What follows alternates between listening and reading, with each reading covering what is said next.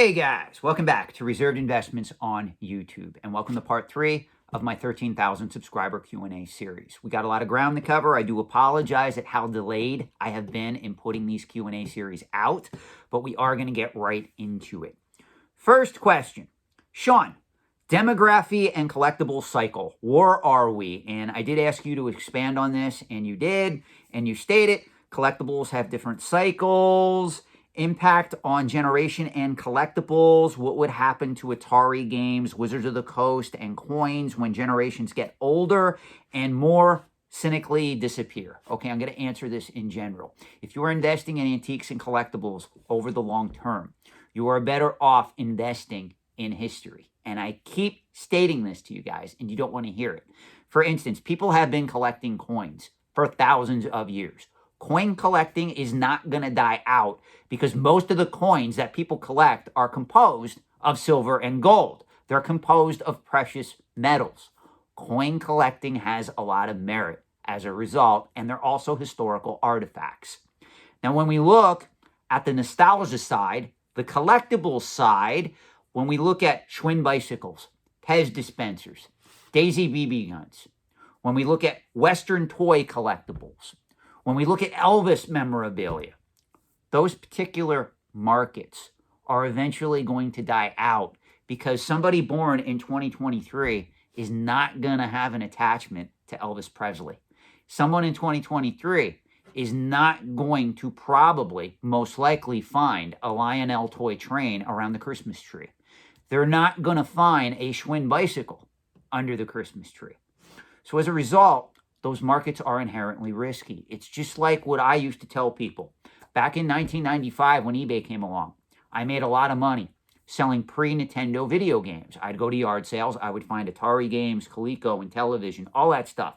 And you would get significant amounts on eBay because there was a massive speculative bubble brewing for those particular items at that time. If you guys are aware of Digital Press, Joe Santilli and crew, they came out of the woodwork at this particular time. I think Digital Press is still out there. I think that website still exists.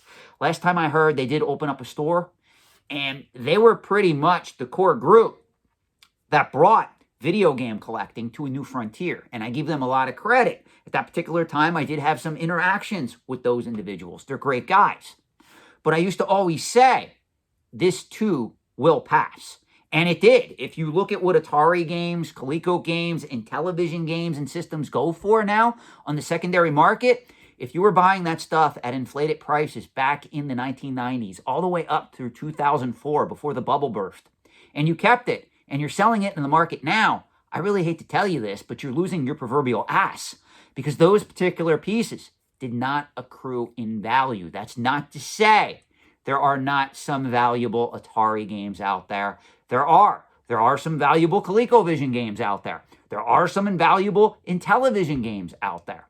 But overall, if you bought them as an investment and you held them, the amount of money, the opportunity cost of holding that investment was just not there. An S&P 500 index fund would have outperformed brilliantly any of those particular items that you bought back in the day if you were attempting to invest in this stuff. So this is something that you got to understand.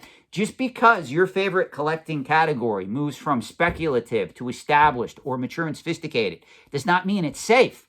Look at what's happening right now with stamps. The top 1 to 5% of that market is going strong. Bottom 95% of that market, if you come to me and you want to invest in that long term, I'm going to look at you like you're nuts. And stamps have been collected for hundreds of years, believe it or not, since the advent of the Postal Service, when they started using them. But unlike coins, they're not made of precious metals. They don't have the historical significance of coins and currency. So you need to understand that going in, how these markets work. You can have an antique market, and you can have another antique market, and comparing those markets, one may be a better long-term investment than the other. That's just the way this works, guys. So you need to realize that at some point, a lot of these collecting categories that you love and cherish, they're going to lose collectors, meaning there's going to be a net loss rather than a net gain. You know, everybody who's coming of age right now knows Pokemon. They know Star Wars. They know Nintendo. At some point, though, these particular products are going to cease to have their hold on collectors. That doesn't mean they're going to go to zero. Doesn't mean they're going to be worthless. Doesn't mean that the companies are going to discontinue those products. It just means at some point, even people who know what Nintendo is, that know what Pokemon is, that know what Magic the Gathering is, at some point, they're going to move on. And eventually that category is probably going to suffer a significant downturn, much like we're seeing right now with Lionel trains, with Pez dispensers, with Schwinn bicycles. A lot of those markets, I hate to say it, are starting to get into the toilet territory, meaning they've crashed so far that in certain instances, you can come into that market and you can get some interesting pieces that years ago would have sold for hundreds to thousands of dollars for literally, in some cases, pennies on the dollar, because there's not enough collectors coming into that market to buy up those particular pieces to buoy the prices or to drag those prices higher. So just learn from that. That's what you got to understand when you analyze these markets. You know, guys, you can have a pop culture collecting category that is going strong. It's going bangbusters. It's selling really well at retail. And the collectability side or the investment side is just not there. Pez dispensers are still being made to this very day. There are people that still collect them. But overall, if you came to me and you said, Sean, I'm going to buy out this distributor of Pez dispensers, I feel it, man, there's going to be an uptick in this market, I would tell you to use a lot of caution before you do that, because you're going to be left with possibly a lot of inventory that you're not going to be able to liquidate, at least at the price point you hope. So that's how we got to analyze this. You got to understand that these markets move in a particular manner, especially when we look at collectible markets. There's no guarantees that a collectible is going to become an antique. Even if it does become an antique, there's no guarantee that prices are going to continue to rise year after year, decade after decade. That's not how these markets work. That was not how ever these markets were intended to work. That, again, is hype and drama being pumped up by YouTubers, by TikTokers, by auction companies, by grading companies that want you to believe all antiques and collectibles go up in value over the long term. It's guaranteed. There is nothing guaranteed when we are talking about speculative assets with no reliable cash flows attached to them. You need to realize that. Next question. Sean, was 2022 a blip in the collecting market, or will we look back years from now as 2022 being an overall shift in this space? If you are talking about the tail end of the pandemic and the pandemic in its entirety, that was a black swan event that needs to be looked at separately from what occurs generally in the overall antiques and collectibles trade. Let me repeat this another way. Many, many years from now, economists and historians are going to look back at the time frame of the pandemic and they're going to draw their own conclusions. They're going to have 20/20 hindsight, and they're going to state what happened and what was at play in the overall market economy for a lot of these items. And people like myself, consultants and analysts in the antiques and collectibles trade, we're going to have our own ideas and theories. And I can already tell you, you cannot look at what happened during the pandemic and count on ever that happening again. It was a black swan event where the government shut everything down. They gave citizens money and they gave free PPP loans to a lot of wealthy individuals and businesses who really didn't need them. And they all spent it on collectibles. And that's what attributed to that massive cash infusion in those markets. Some of those markets that achieved high prices during that time, looking at U-graded video games, are never going to achieve those same high prices ever again. It was never organic. And if there was any form of market manipulation happening in that market at that particular point in time, guess what? You most likely are never, ever going to see those high price points again. As a matter of fact, I was just looking at the results of the latest Heritage Auctions signature video game auction, and you can see prices are still falling for most of those graded video games. I mean, the one surprising point throughout that whole auction was the sale of the Nintendo Power 1 in CGC 9.8 condition, which sold for $108,000. But believe it or not, that's a sale I actually agree with. I do not agree with a lot of the inflated prices that graded video games were selling for during the pandemic. Even in 2022, there were some record prices where I was just sitting there scratching my head. So I will tell you, be very careful if you are expecting the antiques and collectibles trade to perform like it did during the pandemic. And that's something that really scares me, because there's a lot of people that got into this market at that particular point in time, and they think that's the way the antiques and collectibles trade always is. It is not. It was never supposed to operate in that capacity, ever. Market manipulators, market makers, and I hate to say it in this case, the federal government themselves are all responsible for propping up that market the way it behaved in those years. Please use caution, guys. We are going into a very unpredictable time frame with what the Fed is doing in regards to raising rates, with what's happening with inflation, with what's happening with what I call the end of easy money. If you're going to borrow money in the year 2023, you need to understand you're going to pay a significant amount. If you don't believe me, go look at mortgage rates, go look at average credit card rates, go look at what car loans are at. Go look at what you can get just by parking your money in a money market account at present time, or a brokerage CD. Whatever you want to look at, you need to understand that the era of easy money is over. We are not going to get back to it for years. It's not going to happen in the year 2023.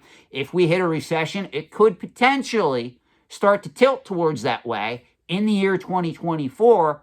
But understand, this is completely unknown territory. It doesn't mean we're headed towards a Great Depression. It doesn't mean we're headed towards another 2008, 2009 financial crisis. It just means you got to understand that in certain times in our economy, things happen that we don't have a historical reference point for. And as a result, we just got to get through it. When we get through it, somebody will look back, they'll analyze it, they'll write a book about it, and we'll learn the lesson going forward. And that's pretty much where we are in the year 2023. And that's not a political statement. I don't care if you're watching this in the United Kingdom, Japan, China, Germany, South America, Australia, Canada. It doesn't matter. All governments operate the same way. They gave money to their citizens, which in turn, after they shut down the overall economy, that caused a supply shortage. And that's what led to inflation once they opened their proverbial economies back up. This is a worldwide phenomenon. It is not political, and it is not solely in the United States or affecting just the United States. I want to make that point very clear. Stop politicizing this. The Fed is an independent, separate body. Now, can the Fed be politicized? At certain points in time, yes. In this case, though, what else do you want the Fed to do at present time? Every time I talk about regulation, people get mad at me. And I've said this before. When we look at what the Fed is doing to address inflation, I do not fully agree with it, simply because 30 to 40% of all inflation is made up of corporate greed. We're not addressing corporate greed.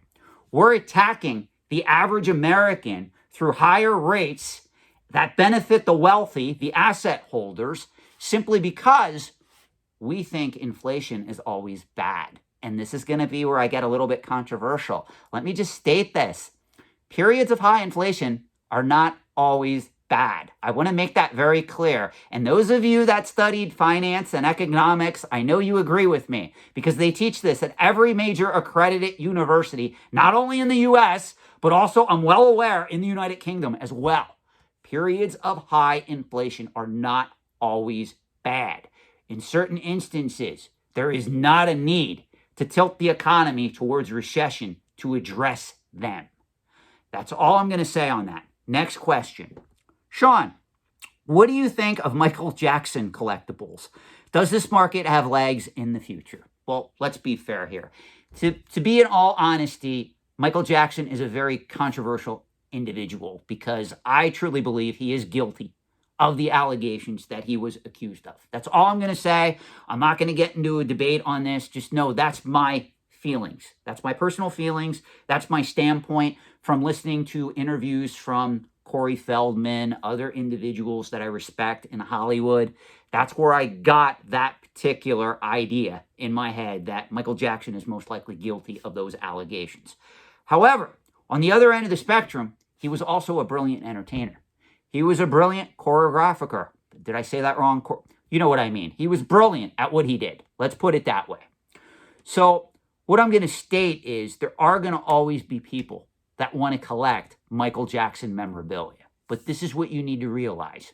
He's not creating any more music. So it's going to more likely end up 20, 30, 40, 50 years from now, much where Elvis is today. Elvis memorabilia, as I just told you in an earlier question, is pretty much dead. That's the direction that Michael Jackson memorabilia is eventually going to go, because people in the future are not going to care too much about Michael Jackson. Does that mean you should sell everything if you're invested in Michael Jackson memorabilia or collectibles? No, you have decades to go in certain instances.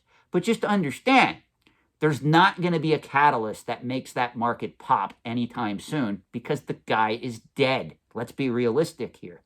Do I think he was a brilliant performer? Absolutely. Thriller is by all time favorite Michael Jackson song. I remember when that video premiered. That is an iconic video. If you've never seen it, please go to YouTube and look up Michael Jackson's Thriller and just watch that video. It is incredible for when it premiered. I mean, I remember every year I was lucky as a kid. My parents took me to Disney World every year. And I remember Michael Jackson, before all these allegations came to fruition, he was awarded what was the attraction? Captain EMO. Captain EMO was this 3D event at Epcot, and it was completely incredible. My mother loved it. My grandfather loved it at the time. I mean, that's how incredible he was as a performer. So I'm not saying anything that any other antique or collectible expert would tell you about Michael Jackson memorabilia. At some point, it is going to start to decrease in value. But right now, yes, it has a lot of legs for now, simply because people like me, other people that were alive in the 80s and 90s specifically, remember his music and also his contributions to the entertainment genre. Let me word it that way. Next question. Sean, any tips for the potential upcoming recession, aside from the usual pay down debt, sort, and emergency fund, etc.? You need to understand that we are headed for unpredictable times. I honestly believe that layoffs are going to come. I will tell you, if you are young, though, if you are young, meaning you're younger than 50, that's where I put the cutoff at. I'm 46, younger than 50. If you are investing regularly in a well-diversified portfolio, a total stock market index fund, S&P 500 index fund, if you can afford to, you should still continue to do that because you have the power of dollar cost averaging. And if the market does fall even further, you're going to be able to accumulate those shares at a lesser price than you would be paying through normal times. Now, I will tell you, most recessions, people don't realize this. Everybody worries about a recession. Most recessions on average last anywhere from 18 to 36 months. That's pretty much it. So a year and a half at best, 3 years at worst. So most people will make it through a recession. So I don't understand, because I have people that come to me, oh, Sean, now's a bad time to invest in the stock market or the S&P 500 index fund or a total stock market index fund. How dare you give that advice when we're headed towards a recession? Well, if you're under the age of 50, what do you have to worry about? You've got even if you're 50, you got what? 10, 15, 20 years to go before you even retire? If you're younger than 50, does it even matter? I mean, some of you guys that watch this channel, I look at the demographics. A lot of you guys are in your 20s, 30s, 40s, and 50s. Even if you're in your 50s, let's be realistic. You probably have 10 to 15 years to go of building wealth, of investing, before you walk away from your corporate job or, you know what I mean, say, hey, I had the shits of this, I'm going to retire. So if you have that much time on your side, why wouldn't you keep investing in financial assets while prices are low? You know, a lot of you guys like to listen to doom and gloom people like Robert Kiyosaki, people that predict it's all going to crash, it's going to go to zero, everybody is going to be suffering for decades on end, and really there's nothing you can do about it. I'm sorry, guys, that is hogwash. If that were to happen, and to be fair, there is this very small chance that it still could, it would have happened 2008, 2009, when the entire economy pretty much collapsed in on itself. What happened? The government came in, they cut a check, and they made everything okay by bailing out the banks and the businesses that were too big to fail. How about this?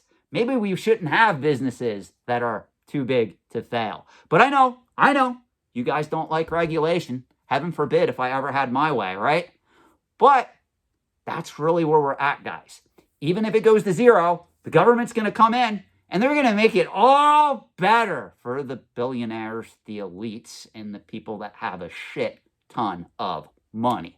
And it's going to be done at your expense, but you're going to be okay with it. Because remember, through it all, you voted for this. And it doesn't matter what political party you vote for, you voted for this. Make no mistake, because that guy, Bernie Sanders, he's an extreme socialist, right? We can't vote for Bernie Sanders.